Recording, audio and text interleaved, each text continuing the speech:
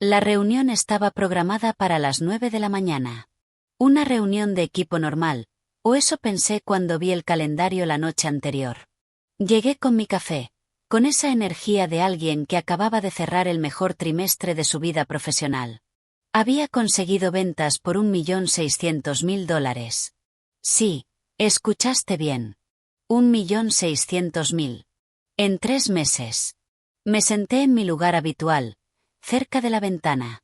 El equipo fue llegando poco a poco. Éramos 9 en total. Yo conocía a cada uno de esos rostros después de 7 años trabajando ahí. 7 años construyendo relaciones con clientes, entendiendo el producto hasta en sus detalles más complejos, aprendiendo a leer a las personas al otro lado de la mesa de negociaciones. Entonces entró él. Marcus. El nuevo VP de ventas. Llevaba apenas 4 meses en la empresa, pero caminaba como si hubiera fundado el lugar. Traje impecable, sonrisa de vendedor, esa confianza que solo tienen las personas que nunca han tenido que demostrar nada realmente. Buenos días, equipo, dijo con esa voz ensayada. Tengo noticias emocionantes sobre nuestra nueva estructura de comisiones. Sentí algo extraño en el estómago. Una alarma silenciosa. Abrió su presentación. Diapositivas brillantes, colores corporativos, gráficos que no decían nada. Y entonces llegó a la que importaba. La que cambiaría todo. A partir de este trimestre, implementaremos un sistema de comisiones compartidas, anunció, como si estuviera revelando un regalo de Navidad, para fomentar la colaboración y el espíritu de equipo. Levanté la vista. Miré alrededor. Algunos asentían. Otros miraban sus teléfonos. Nadie parecía entender lo que realmente significaba eso. Las comisiones se dividirán equitativamente entre todos los miembros del equipo, continuó. Independientemente de quién cierre cada venta. El mundo se detuvo. Hice los cálculos en mi cabeza. Rápido. Automático.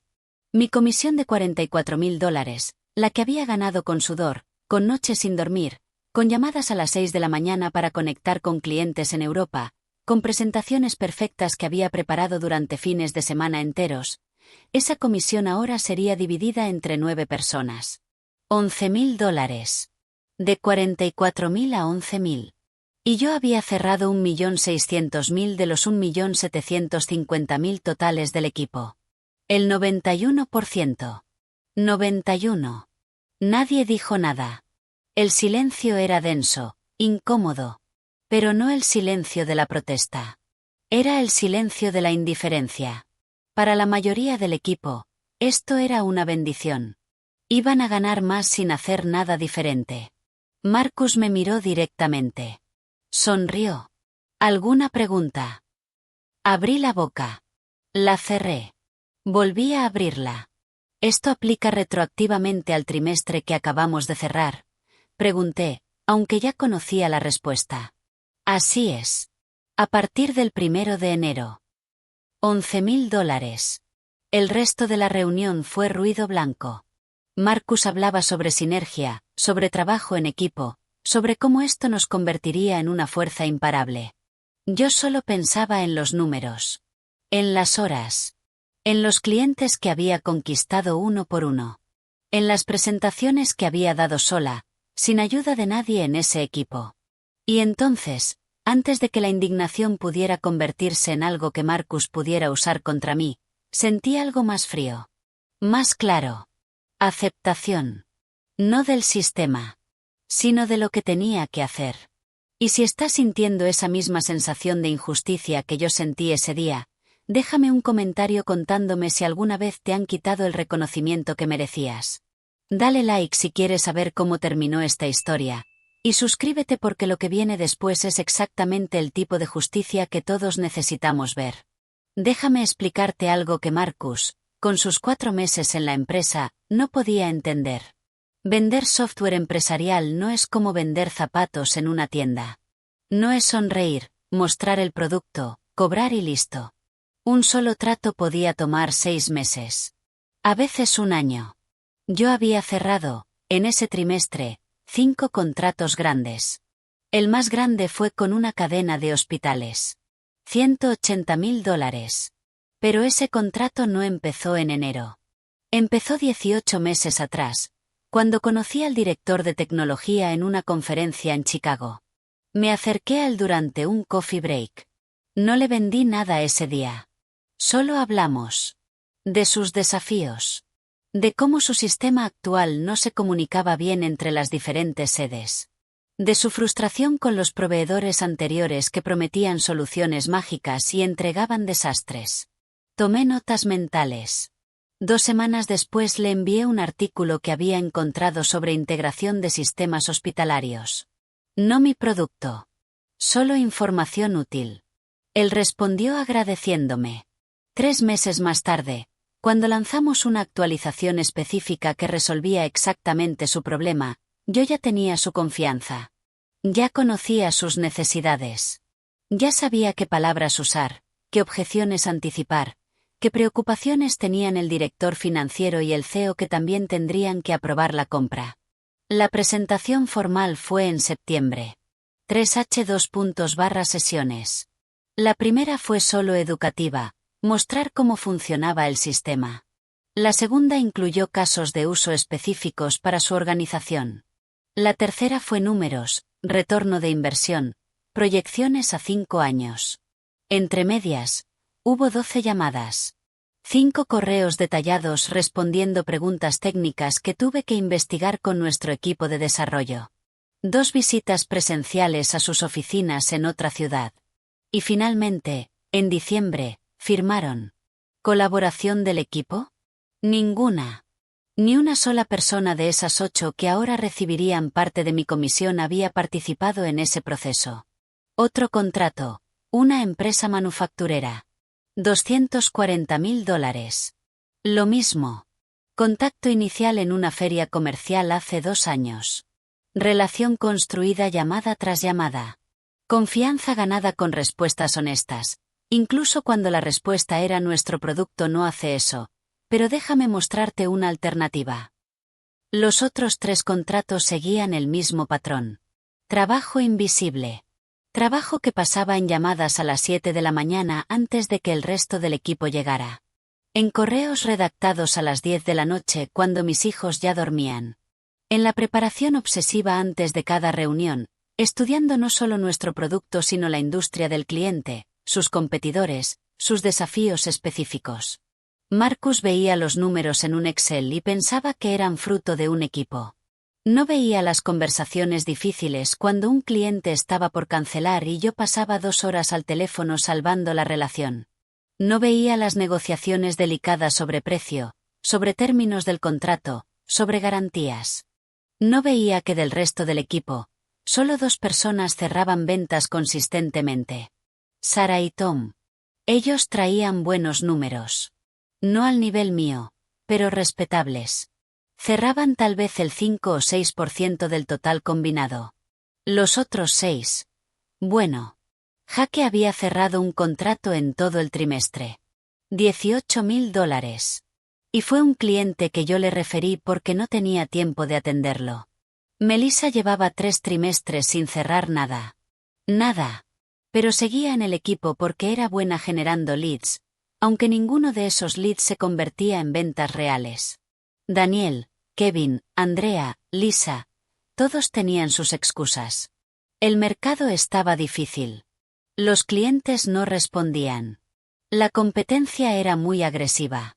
Pero seguían cobrando su salario base, confortables, sin la presión que yo sentía cada mes de demostrar mi valor. Y ahora todos ellos recibirían el mismo cheque que yo. Lo que más me dolía no era solo el dinero. Era el mensaje. El mensaje de que mi esfuerzo, mi experiencia, mi habilidad para leer a las personas, para construir confianza, para cerrar tratos cuando otros se rendían, todo eso no importaba. Éramos iguales. Yo y Jaque. Yo y Melissa. Yo y personas que llegaban a las 9 y se iban a las 5, mientras yo trabajaba en mis días libres porque un cliente en crisis necesitaba una respuesta urgente. 7 años. 7 años construyendo una reputación. Convirtiéndome en la persona a quien los clientes llamaban directamente. La persona cuyo nombre significaba algo en la industria.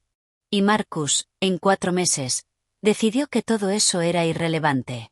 No exploté. No grité. No hice una escena dramática en esa reunión. Solo tomé mi teléfono, abrí mi calendario, y cancelé todas las reuniones que tenía programadas para el resto de la semana con clientes potenciales. Esa tarde, pedí una reunión privada con Marcus. Entré a su oficina con la calma de alguien que ya ha tomado una decisión.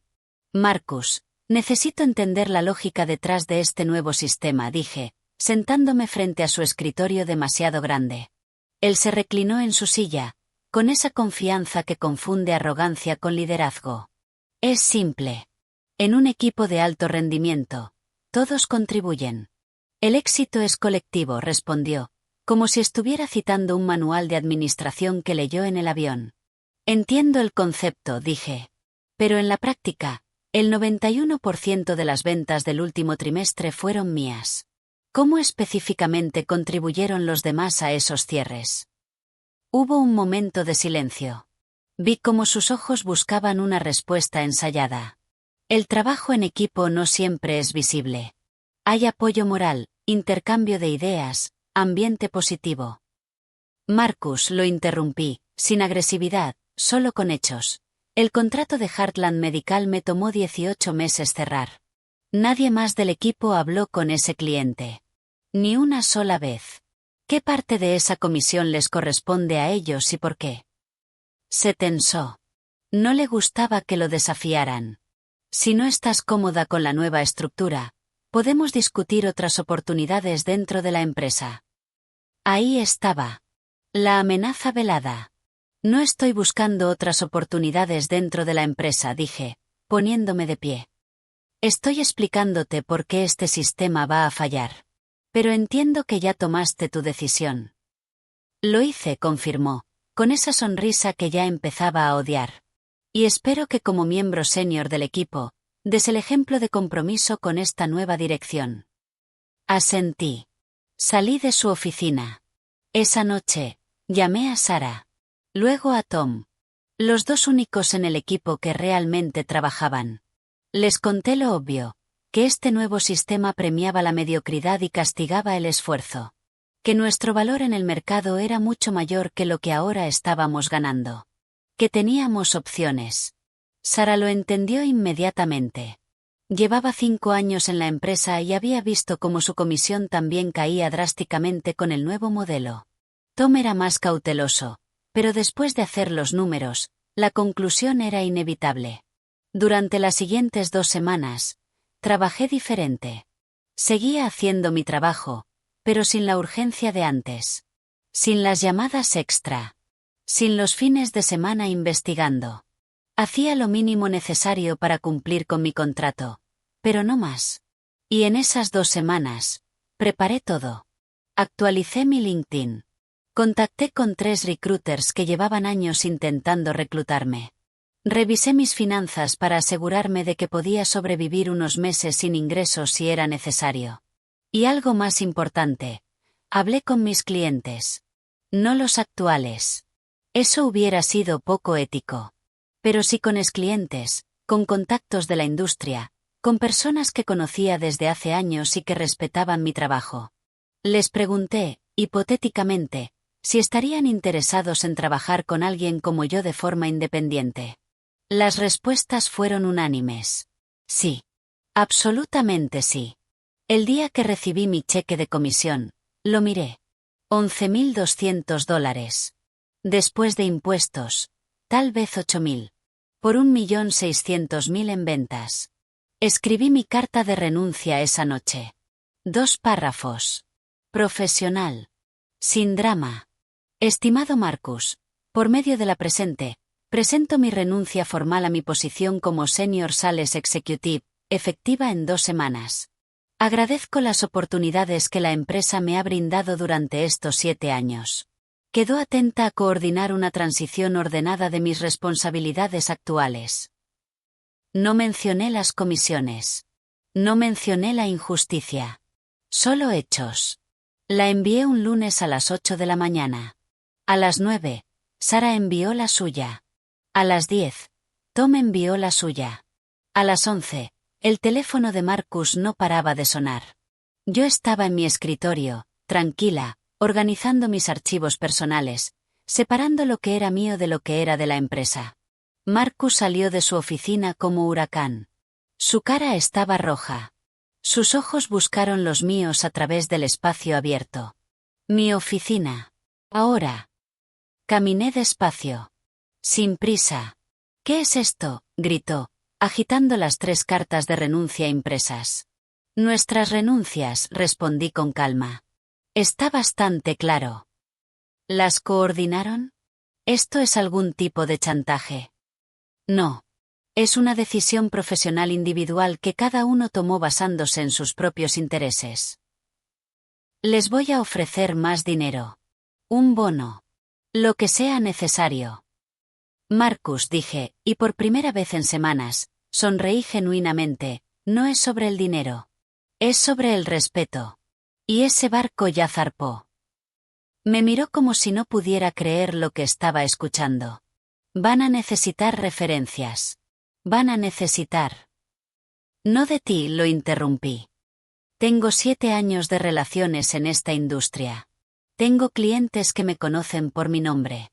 Tengo una reputación construida con trabajo real. No necesito tu referencia. Y salí de su oficina. Las siguientes 2 semanas fueron tensas. Marcus intentó convencernos de quedarnos. Luego intentó hacernos ver lo difícil que sería encontrar algo mejor. Luego, cuando nada de eso funcionó, simplemente nos ignoró. El resto del equipo estaba en shock. Jake me preguntó si podía conseguirle una entrevista donde yo fuera a trabajar. Le dije que no tenía otro trabajo todavía. Era verdad. No técnicamente. Porque Sara, Tom y yo no íbamos a buscar trabajo. Íbamos a crearlo. Mi último día fue un viernes. No hubo fiesta de despedida. No hubo pastel. Solo empaqué mis cosas en una caja, entregué mi laptop de la empresa, y salí por la puerta a las 5 en punto. Sara y Tom hicieron lo mismo. El lunes siguiente, nos reunimos los 3 en un café.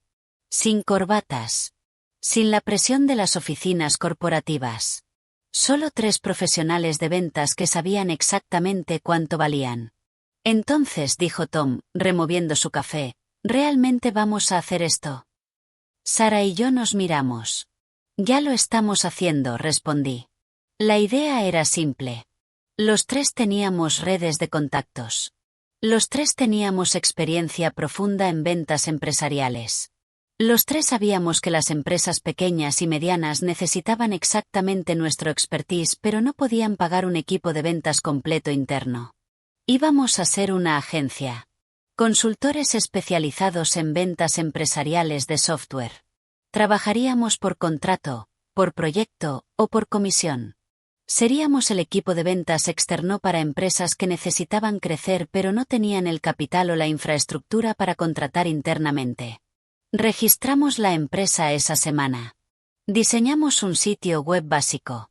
Hicimos nuestros perfiles profesionales impecables. Y entonces, comenzamos a llamar. No a clientes de nuestra empresa anterior. Eso hubiera sido poco ético y probablemente ilegal según nuestros contratos de no competencia. Pero llamamos a contactos de conferencias. A exclientes de trabajos anteriores. A personas que conocíamos del ecosistema tecnológico. El primer contrato llegó en la 3ª semana. Una startup de software de contabilidad que estaba creciendo rápido, pero su fundador era ingeniero, no vendedor. Necesitaban ayuda cerrando tratos con empresas medianas. $20,000 por 3 meses, más comisión del 15% sobre las ventas que cerráramos. Lo cerramos. Luego otro. Y otro. Mientras tanto, algo estaba pasando en mi antigua empresa. Marcus había asumido que podría redistribuir nuestras cuentas entre el resto del equipo. Que Jake, Melissa y los demás simplemente tomarían nuestros clientes y seguirían desde donde nosotros habíamos dejado. Pero vender no funciona así. Los clientes no compran empresas. Compran personas. Compran confianza.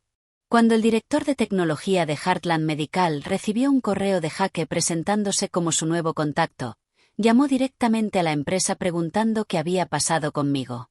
Cuando le dijeron que ya no trabajaba ahí, pidió hablar con el CEO. Lo mismo pasó con 3 de mis otros clientes grandes. No rompieron sus contratos existentes. Eso hubiera sido complicado legalmente. Pero cuando llegó el momento de renovar, o cuando consideraron expandir el servicio, simplemente dijeron que lo pensarían. Sara y Tom enfrentaron situaciones similares con sus clientes. Supe todo esto porque la industria es pequeña. La gente habla. Y algunos de esos clientes, discretamente, me contactaron preguntando qué estaba haciendo ahora. Les dije la verdad.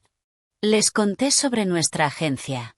Les expliqué que no podíamos ofrecerles el mismo producto que mi antigua empresa, pero que podíamos ayudarles con estrategia de ventas, con entrenamiento de sus equipos, con consultoría. Algunos contrataron nuestros servicios. Pasó un trimestre. Luego otro. Yo estaba trabajando más duro que nunca, pero diferente. Cada cliente que conseguíamos era nuestro. Cada venta que cerrábamos se traducía directamente en nuestros ingresos. No había comisiones compartidas. No había bonos arbitrarios. Solo trabajo honesto y recompensa directa. Y los números hablaban. Estábamos facturando entre $180,000 y $220,000 anuales cada uno. Más de lo que ganábamos antes, con muchísimo más control sobre nuestro tiempo y nuestras decisiones. Mientras tanto, en mi antigua empresa, el desastre era progresivo. Marcus había proyectado que sin nosotros 3, el equipo de 6 personas restantes mantendría al menos el 60% de las ventas. Redistribución eficiente de recursos lo llamó en una presentación al CEO. El primer trimestre sin nosotros, cerraron $200,000. El segundo trimestre, $140,000. De 1.750.000 a 140.000 en 6 meses. Asterisco, y sé que muchos de ustedes están pensando que esto suena demasiado bueno para ser verdad, pero quédense porque la historia no termina aquí. Si están disfrutando este relato de justicia laboral, no olviden suscribirse para más historias reales de personas que dijeron, ya basta, y tomaron control de sus carreras. No era solo que faltábamos nosotros 3. Era que el nuevo sistema de comisiones había matado cualquier motivación que quedara. ¿Para qué esforzarse si Jaque, que no cerraba nada, iba a recibir el mismo cheque que tú? Melissa finalmente renunció. Se fue a vender seguros. Daniel fue despedido por bajo rendimiento. Marcus trajo gente nueva. Vendedores jóvenes con energía pero sin experiencia. Les tomaba meses entender el producto, la industria, como hablar con ejecutivos de alto nivel. Y el ciclo de ventas de 6 a 12 meses significaba que los errores de hoy no se veían hasta medio año después. Escuché rumores de que Marcus estaba bajo presión extrema del CEO. Que había reuniones donde tenía que explicar por qué los números seguían cayendo. Que había intentado culpar al mercado, a la economía, a la competencia. Pero el CEO no era tonto. Sabía que 3 personas habían renunciado al mismo tiempo justo cuando implementaron el nuevo sistema de comisiones. Sabía que esas 3 personas habían sido sus mejores vendedores. No sentí satisfacción vengativa al escuchar estas cosas. Honestamente. Solo sentí confirmación de que había tomado la decisión correcta. Porque mientras ellos se desmoronaban, yo estaba construyendo algo sólido. Pero no todo era fácil para mí tampoco. Hubo noches donde me pregunté si había sido demasiado impulsiva. Momentos donde un cliente potencial nos rechazaba y pensaba, ¿y si hubiera intentado trabajar dentro del sistema? ¿Y si hubiera negociado mejor? Hubo estrés financiero. Los primeros meses fueron inconsistentes. Un mes facturábamos bien, el siguiente apenas alcanzaba para cubrir gastos. Y estaba el miedo. Ese miedo constante de cualquier emprendedor de que todo podría colapsar. De que un mes no conseguiríamos clientes. De que nuestra reputación no sería suficiente. Tuve conversaciones difíciles con mi familia. Con mi esposo, explicándole que sí, esto era riesgoso, pero que confiar en un sistema que no valoraba mi trabajo era más riesgoso a largo plazo. Hubo sacrificios. Cancelamos unas vacaciones. Pospusimos la remodelación de la cocina. Vivimos con más cuidado. Pero cada mes que pasaba, la agencia crecía. No solo financieramente. También en reputación. En casos de éxito que podíamos mostrar.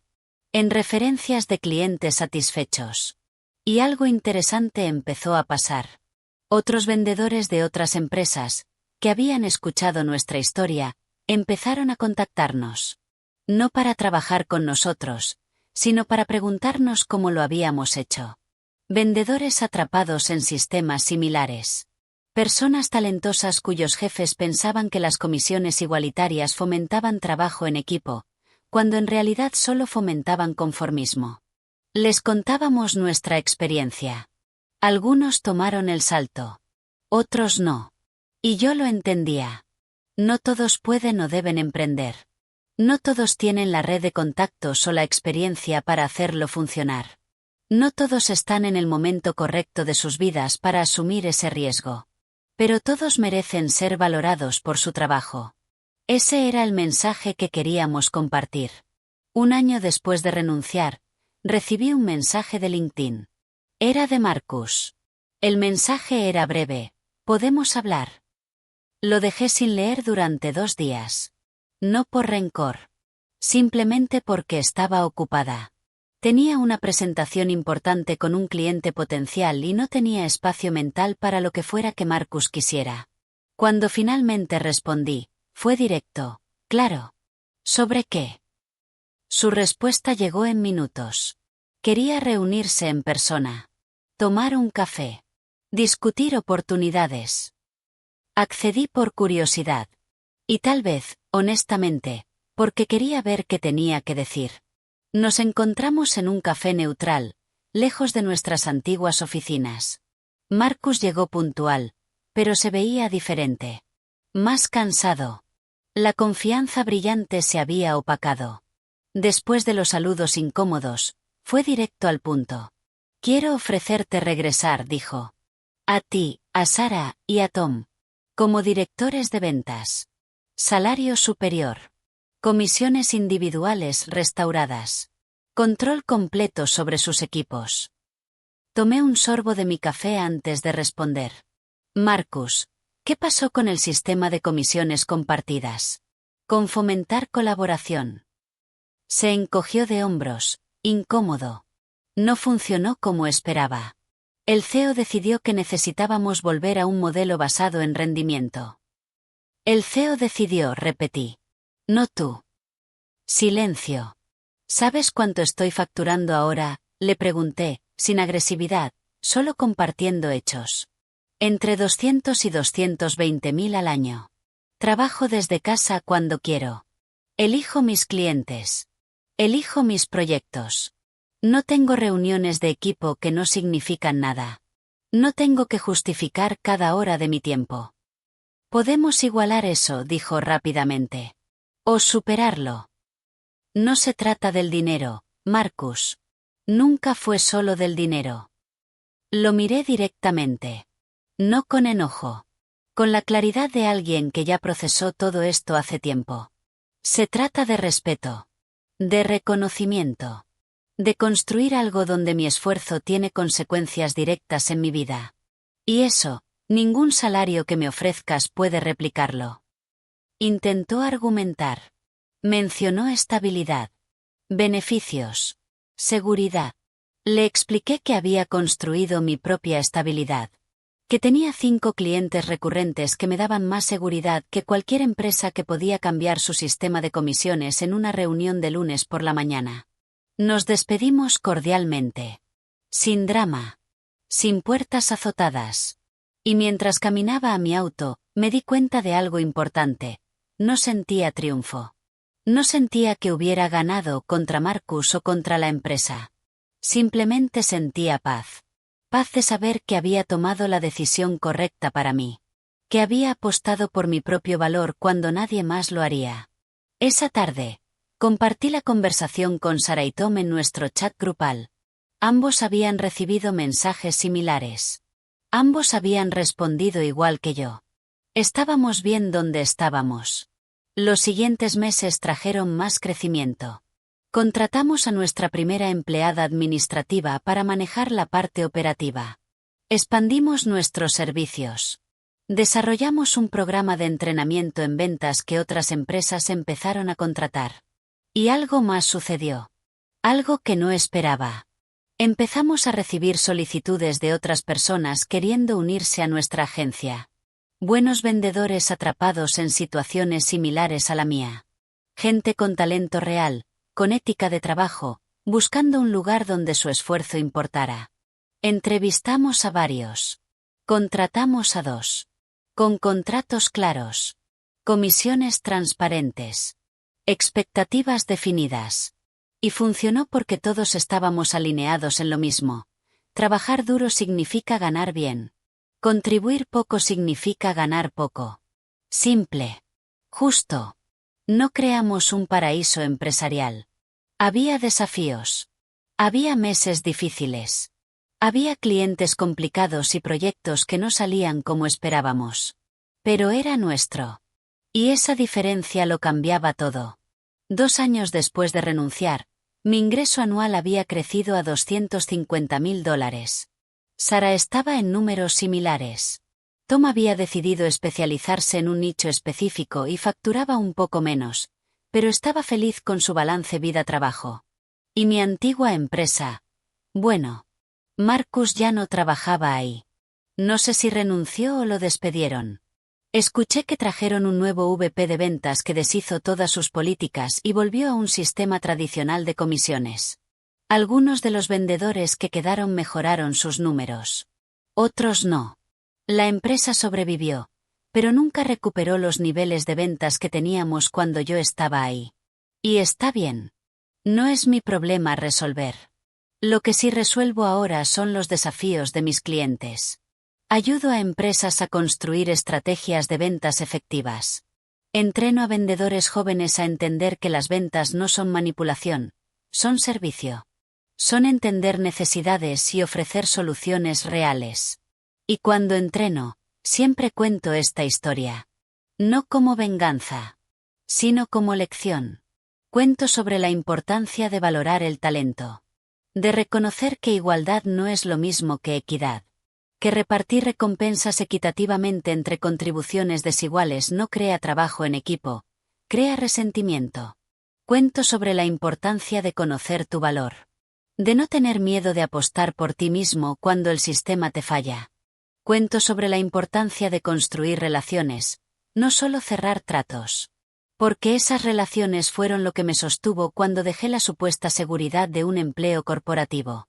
A veces, después de estas sesiones de entrenamiento, vendedores jóvenes se acercan con esa mirada que reconozco.